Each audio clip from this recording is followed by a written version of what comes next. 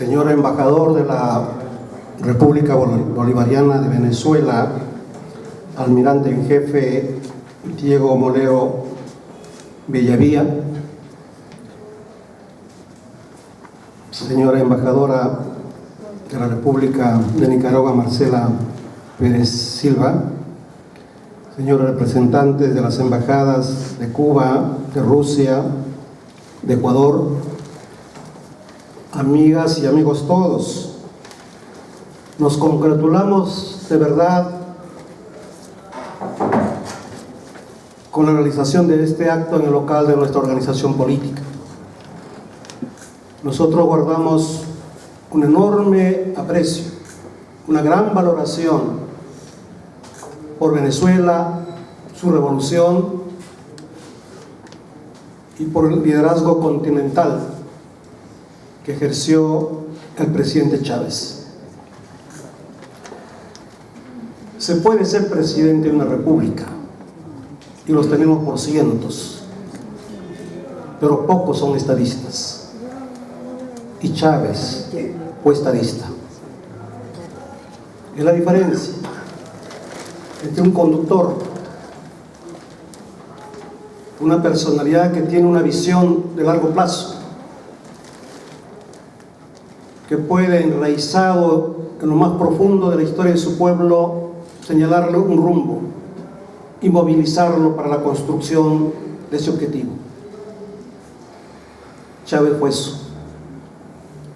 El presidente Chávez tuvo pues méritos históricos que van más allá de la frontera de su patria natal, Venezuela, y se instalan en todo el continente. Por eso podríamos decir que es un líder continental, y su influencia no termina con su obra realizada. Su influencia permanecerá futuro como el continuador de ese gran genio, de ese gran estratega, de ese gran conductor, de ese gran visionario que fue Simón Bolívar.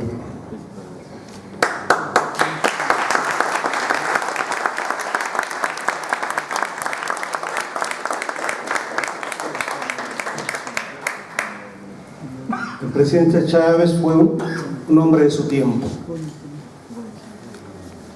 Supo por eso discernir un camino nuevo cuando parecía que el ambiente era oscuro.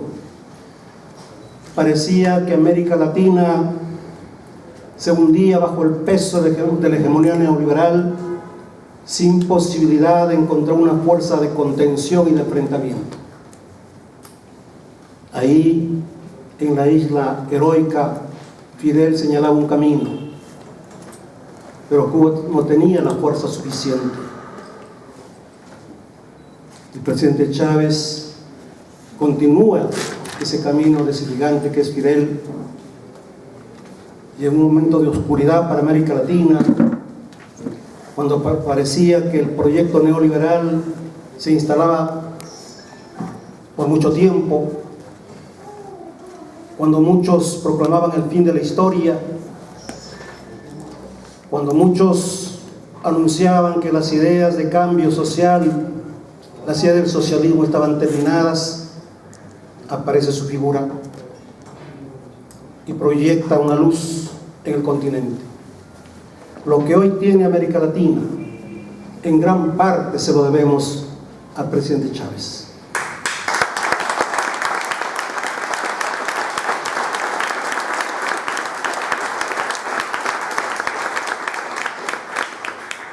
No hay que olvidar que con el colapso de la Unión Soviética, el imperio norteamericano y quienes gobiernan ese país imaginaron que el siglo XXI era el siglo de Estados Unidos,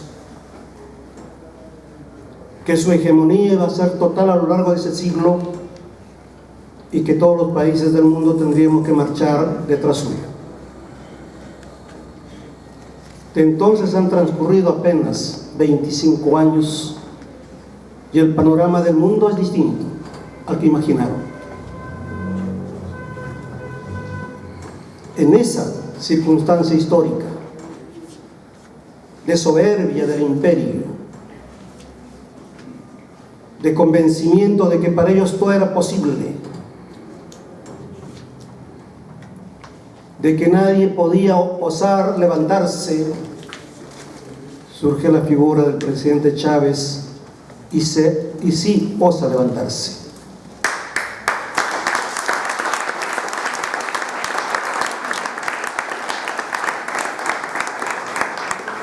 Ese es otro de sus grandes méritos históricos, la capacidad de ver lejos, la capacidad de tener una visión global, la capacidad de mirar más allá de la nube oscura y darse cuenta que las cosas no eran como imaginaban los norteamericanos, sino de que en esa oscuridad había condiciones para que apareciera la luz.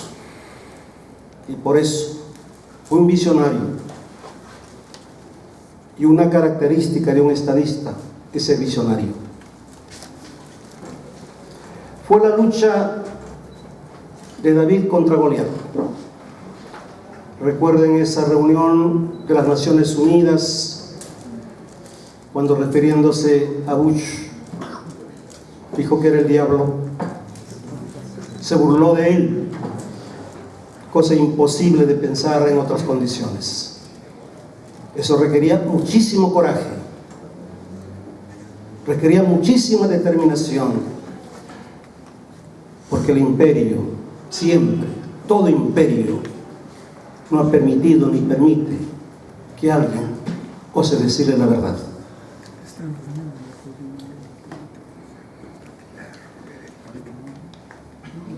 El proceso que sigue, lógicamente, no es rectilíneo. En una entrevista que le hicieron, él decía que muchas de las cosas que estaba realizando posteriormente no lo había imaginado necesariamente desde el principio. Los acontecimientos fueron mostrándole retos, le fueron mostrando nuevas respuestas, fue conociendo mejor al gran adversario y a sus títeres. Y fue también encontrándose con algo que es fundamental, que es decisivo, el respaldo de su pueblo. Porque podría tener todo el coraje y la inteligencia que tenía, pero si detrás suyo no estaba un pueblo dispuesto a luchar, dispuesto a respaldarlo, dispuesto a levantarse con él, no habría tenido la fuerza suficiente. Por eso no bastan los votos. Los votos significa expectativa, pero no significa compromiso. Y para hacer lo que hizo, requería el compromiso del pueblo. Por eso él construyó su frente interno. Y una de las cosas extraordinarias que él ha realizado, y aquí está el almirante que lo puede testificar, es junto a ese pueblo tener también unido a las Fuerzas Armadas, cosa que no es fácil.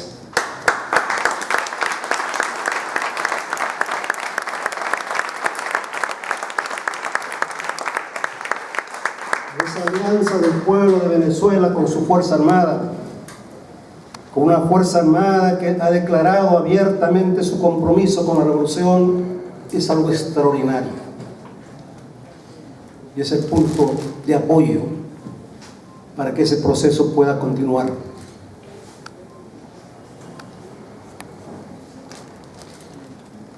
Pero no bastaba la lucha en Venezuela,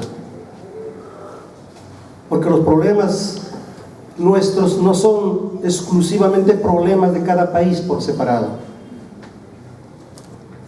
O América Latina se une y luche juntos, sus pueblos, o no podremos vencer al imperio. Es cierto que el imperio tiene problemas serios. Todavía en los 70s había un gran debate acerca de la decadencia de Estados Unidos. Cuando termina la Segunda Guerra Mundial, Estados Unidos representaba el 45% de la producción mundial. Y hacia 1980s había decaído por debajo del 20%. Más tarde tuvo una expansión, un crecimiento y superó el 27%. era lógicamente la primera potencia mundial. El 50% del presupuesto militar del mundo pertenece al gobierno de los Estados Unidos.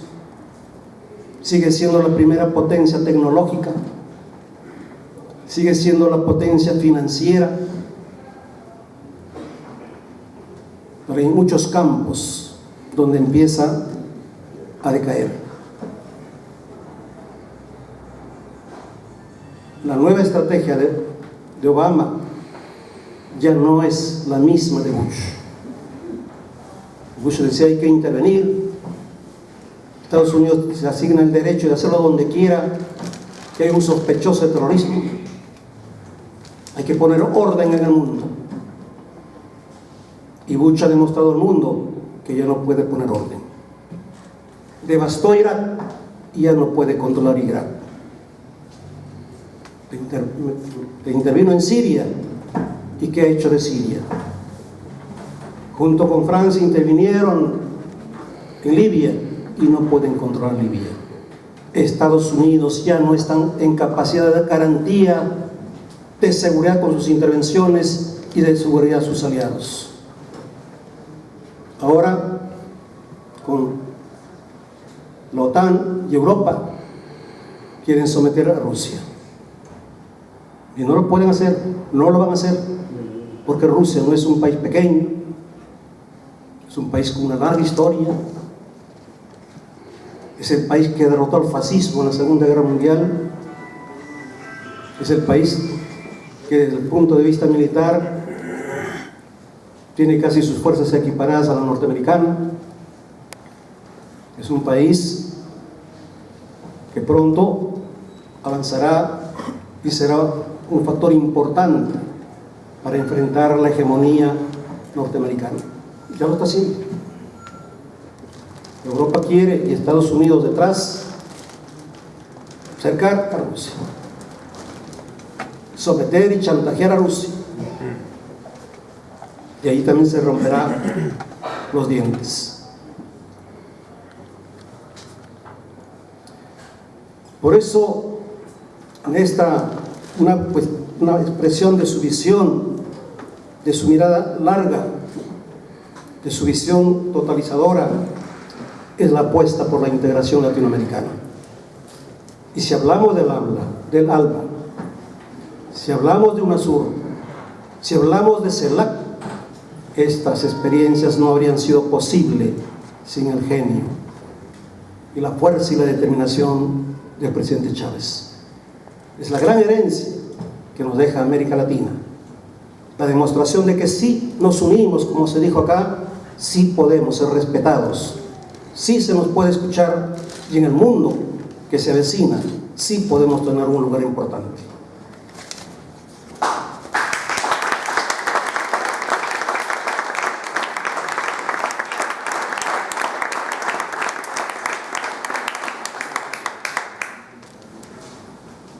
Desde luego hay problemas.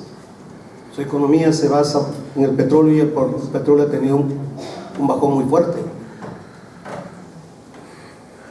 Y es el momento que creen oportuno para acercar a Venezuela, para asfixiarla por el hambre, como ocurrió con Allende en Chile.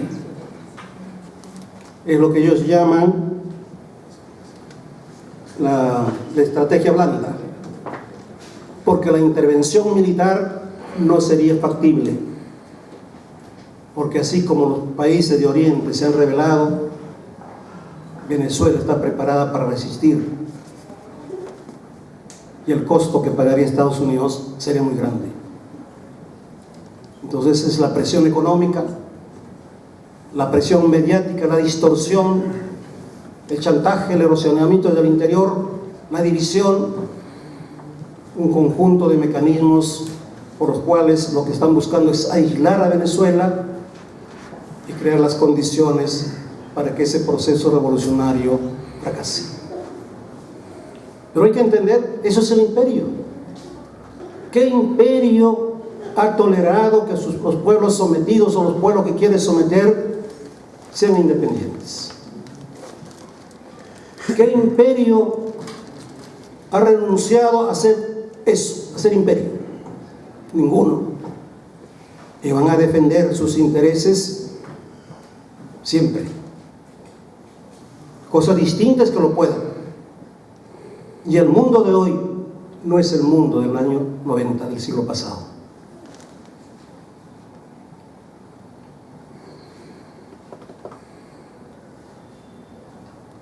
Un elemento importante de esta lucha contra el imperio y que permite el fortalecimiento de la integración latinoamericana es la derrota de Estados Unidos en el Mar del Plata, Argentina, cuando su proyecto de imponernos el ALCA fracasa. Ese es el punto de viraje que modifica el cuadro de las relaciones de América Latina con Estados Unidos. Por primera vez no puede imponer sus reglas. Y hace poco hemos visto un espectáculo que quizá no se le prestó la atención debida, pero que tiene una enorme significación. Cuando CELAC se reúne en La Habana, Cuba, y a Cuba asiste el secretario general de la OEA, de esa OEA que expulsó a Cuba. Y ahí se reunió el CELAC. No podía ni asistió Estados Unidos. Eso para el imperio significa una enorme humillación y una demostración de que ya no puede hacer lo que le parece en gana. Y esto se hace un mundo que está cambiando. Hace poco, el expresidente del gobierno español, González, y un equipo de sabios prepararon un informe para la Unión Europea para examinar cuál es la situación de Europa en el mundo de hoy.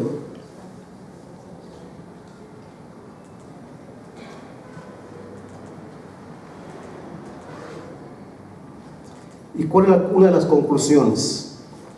En los próximos 20 años, el centro de gravedad del mundo se habrá desplazado a Asia. Ya no el Mediterráneo, que es lo que conocimos en la historia pasada, porque el Oriente era desconocido para nosotros, fue el eje. Luego pasó al Atlántico. Hoy pasa al Pacífico y pasa a Asia. Esto significa que 400 años de cultura europea, de capitalismo, se modifica. Y no es solamente un problema económico, es también cultural, porque una cosa es la cultura occidental y la otra es la cultura oriental, con valores distintos, con maneras distintas incluso de entender la guerra. Si leyeran a Clausewitz por un lado y a Sun Tzu por el otro, verán dos maneras distintas radicalmente de entender la guerra y cómo conseguirla.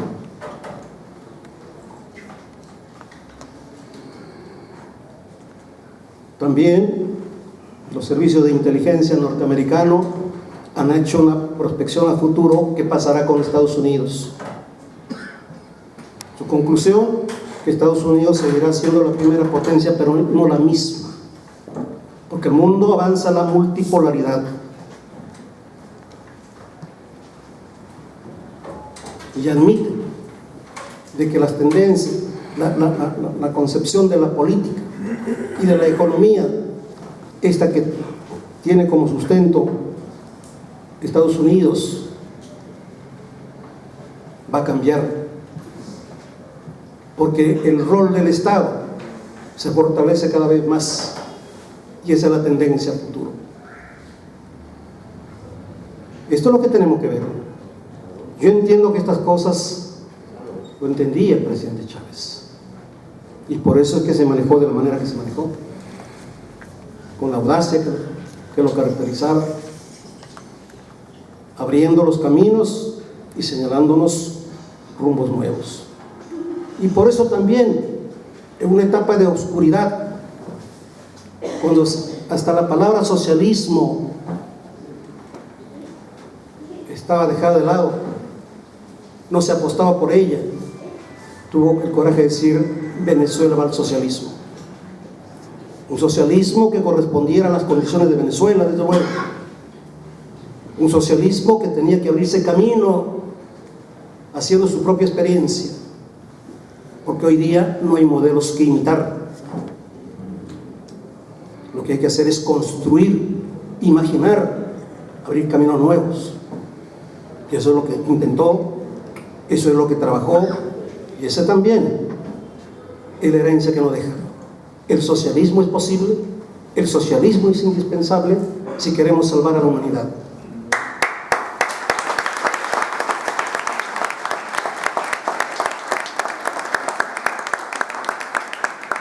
Hablar del socialismo en América Latina con la intensidad que estamos empezando a hacerlo no habría sido posible sin esta determinación del presidente Chávez. Tenemos el ejemplo de Cuba, el ejemplo extraordinario de ese extraordinario conductor que es Fidel. Pero para renovar, para actualizar, para darle fuerza, era necesaria también la presencia del presidente Chávez. Entonces, nuestro homenaje a Fidel, pero también nuestro homenaje a Chávez y nuestro enorme reconocimiento, porque hoy la palabra socialista recupera su fuerza como debe ser.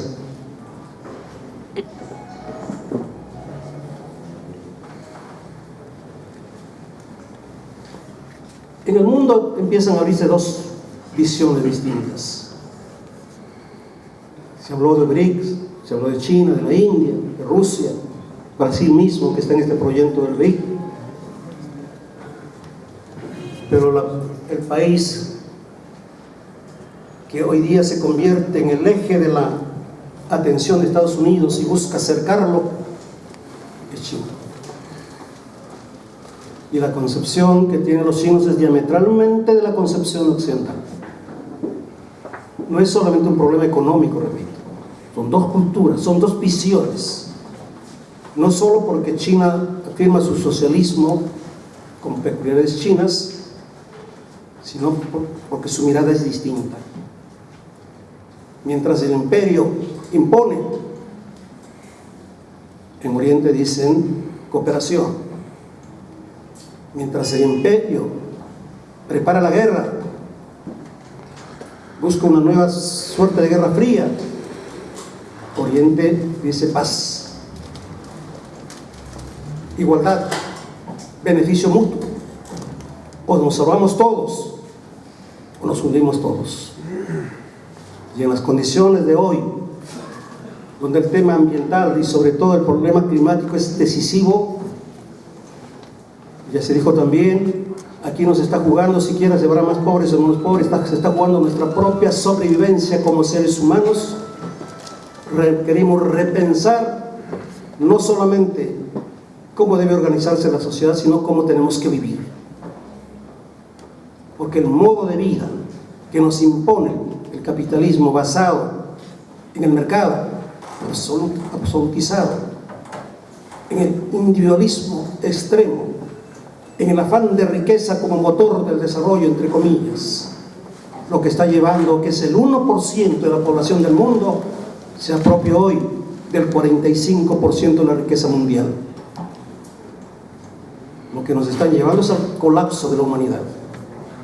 Y solamente la unidad de los pueblos, solamente un ideal distinto a este modelo que nos está llevando al desbarrancadero puede abrirnos camino a las futuras generaciones. Y ese camino, en nuestra opción, en nuestra versión, en nuestra convicción, es el socialismo independientemente de las formas y los procesos que tenga. Gracias.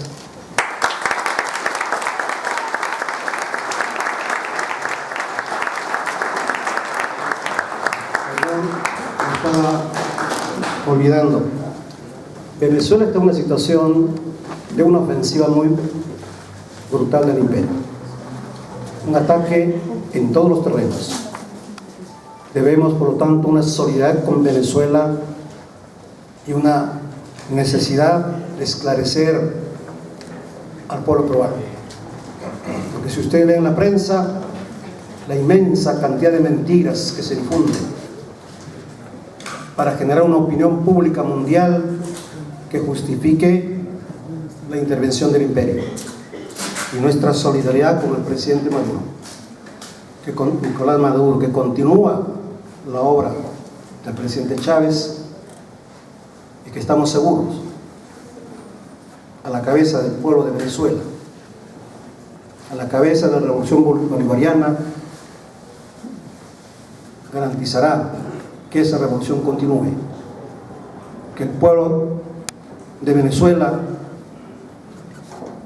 no se desvíe por otra vía, que ya en el pasado demostró solo desastres. Por eso nuestra solidaridad con Venezuela. ¡Viva la República Bolivariana de Venezuela! ¡Viva! ¡Viva el presidente Chávez! ¡Viva!